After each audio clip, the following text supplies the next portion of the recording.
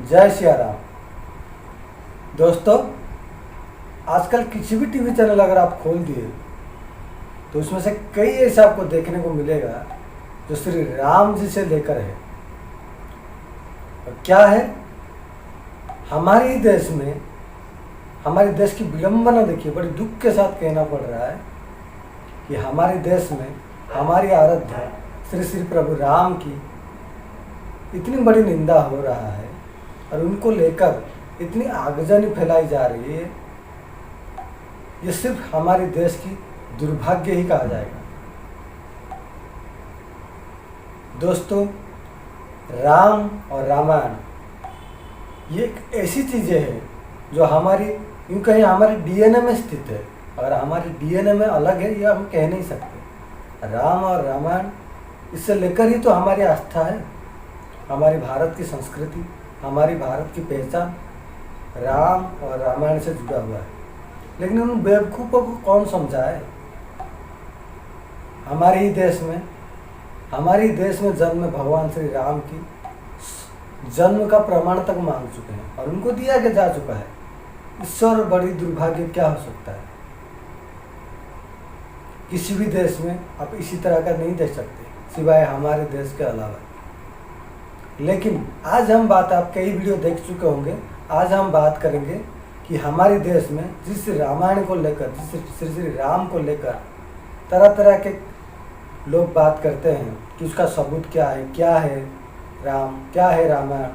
तो आज उन लोगों को आँख खोलने के लिए कुछ उस प्रामाणिक तथ्यों के साथ मैं आपको उसी जगह तक लेके जाऊंगा और दिखाऊंगा जो जगह का नाम आप लोग और भारतवर्ष के सारे लोग बड़ी आदर के साथ लेते हैं और आए दिन लेते हैं और सब लोग जानते भी हैं। और उन लोग भी जानते हैं, जो लोग इस तरह का हरकतें करते हैं उन लोगों को भी पता है, लेकिन अपना वजूद बढ़ाने के लिए इस तरह से घटनाएं करते रहते हैं। तो चलिए मैं आपको लेके चलता हूँ भगवान श्री राम की कथा सुनाने और श्री श्री राम जी का कुछ तथ्य बताने जो रामायण से जुड़ा हुआ है, रामायण काल से जुड़ा हुआ है। तो सबसे पहले शुरू करते हैं भगवान श्री राम का जन्मभूमि अयोध्या। किसी भी व्यक्ति, भारतवर्ष में जन्मे किसी भी व्यक्ति को अगर अयोध्या का नाम पूछोगे तो कोई ना नहीं बोल सकता कि अयोध्या नगरी नहीं है।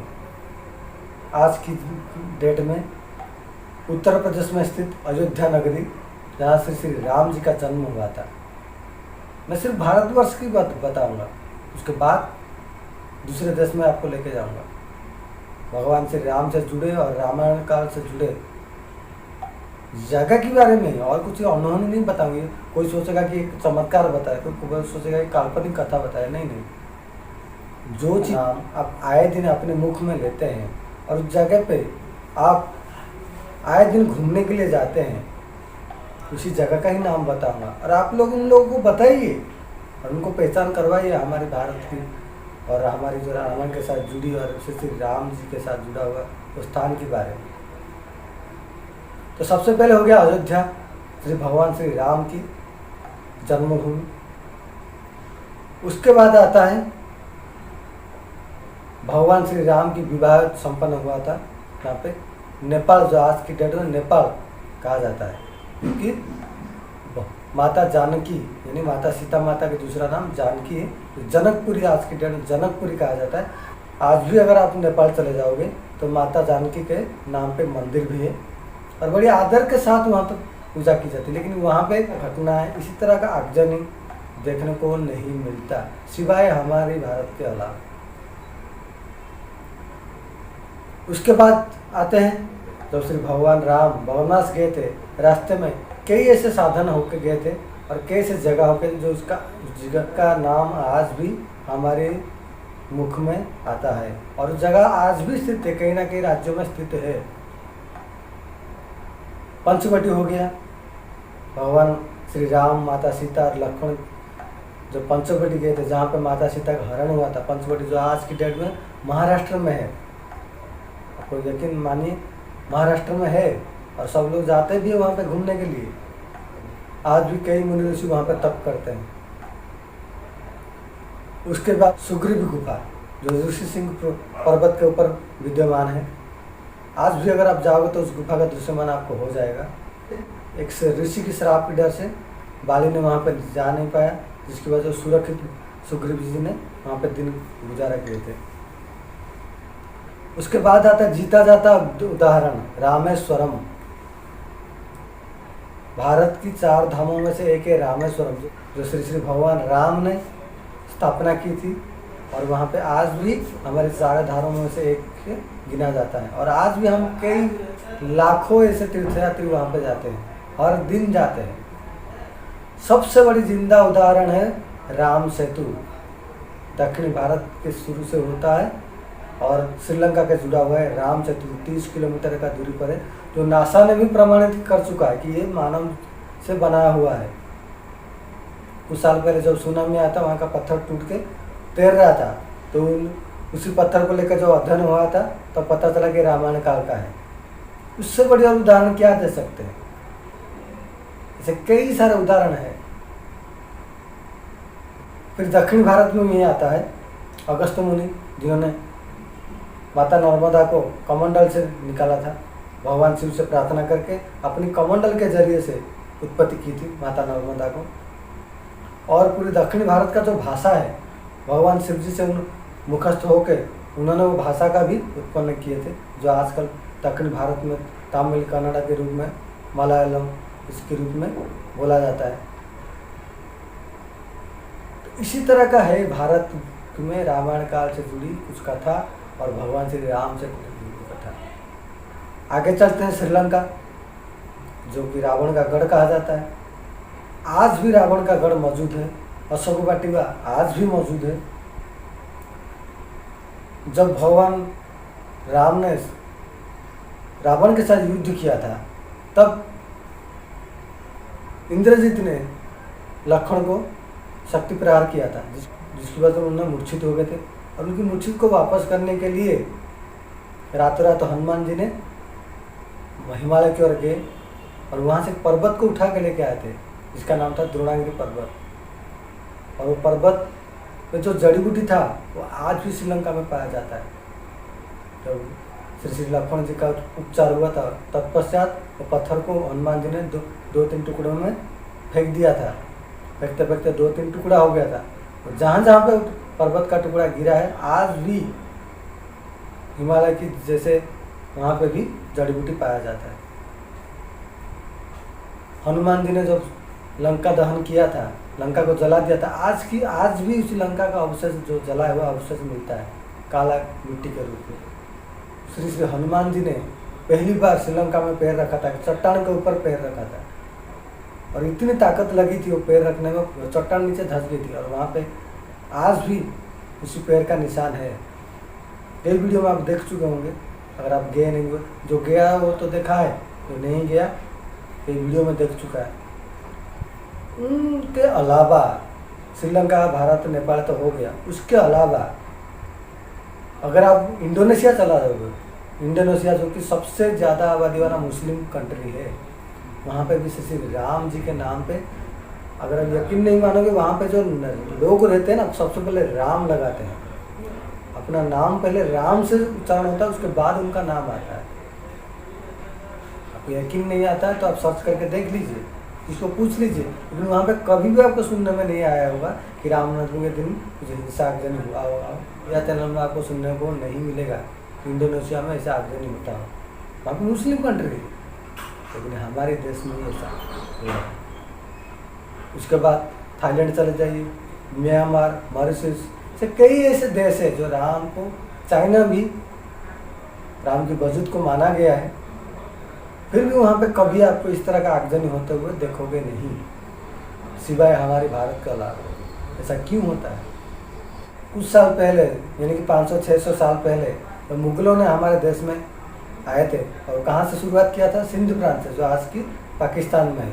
तो वहाँ से शुरू होते होते दिल्ली का कुछ हिस्सा, उत्तर भारत का कुछ हिस्सा, पश्चिम भारत का कुछ हिस्सा, उन्होंने जिस एरिया में उस आक्रांताओं ने शासन किया, सबसे पहले उनका टारगेट था मंदिर को ध्वस्त करना, हमारी विरासत को नष्ट करना, हमारे धर्म, संस्कृति और विरासत को पूरी तरह ध्वस्त करना। और जो मंदिर तोड़े थे, उसी मंदिर के ऊपर ही मस्जिद का निर्माण करना उनका एक ही मकसद था। एक ही मकसद था कि हमारे विरासत को किसी तरह नष्ट किया जाए। लेकिन उन बेवकूफ़ों को कौन समझाए? जहाँ पे तुम्हारा विरासत है, क्या आज वहाँ पे तुम खुश हो? वहाँ पे आज खुशी है? कीड़े मकोड़े की तरह लड़ रहे हैं वहाँ पे। फिर भी हमारे देश के कुछ बेवकूफ़ उसी काम पे लगे हुए हैं, हमारी विरासत को, हमारी संस्कृति को, हमारे धर्म को नष्ट करने में। वो लोग सोचते हैं कि ऐसा करने में हमारी राजत्व है वापस आ जाएगा, हमारे शासन करने का जो अधिकार है मिल जाएगा।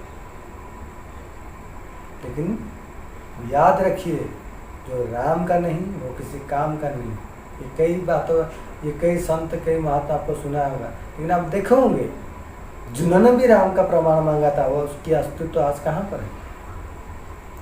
जिन्होंने भी राम की तिरस्कार की थी उनका अस्तित्व आज कहाँ पर है? जरा सोच के देखिए। कुछ साल पहले हमारे देश में जिन्होंने राम के ऊपर उंगली उठाए थे, जिन्होंने राम को लेकर प्रमाण मांगा था, राम अगर जन्म हुआ था तो उसका प्रमाण क्या है? राम अगर है तो उसका प्रमाण क्या है?